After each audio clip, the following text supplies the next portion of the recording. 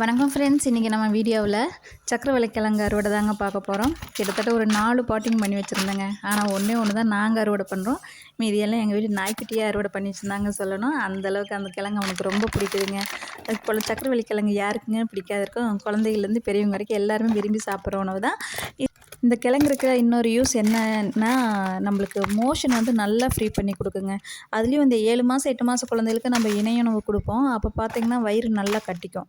அப்புறம் 2 நாள் 3 நாளைக்கு அது வந்து மோஷன் போகவே போகாது. ஆனால் அந்த மாதிரி இருக்கிற குழந்தைகளுக்கு நம்ம ஒரு வீர நீளத்துக்கு வேக வச்ச சக்கரவள்ளி கிழங்கு எடுத்து அதில் 2 ட்ராப் 3 ட்ராப்பு விளக்கெண்ணெயை விட்டு நல்லா மசிச்சு கூழுமாறு பண்ணி குழந்தைக்கு கொடுத்தோன்னா அது ஒரு 2 மணி நேரம் 3 மணி நேரத்துலேயே நல்லா ஃப்ரீ மோஷன் போகுங்க.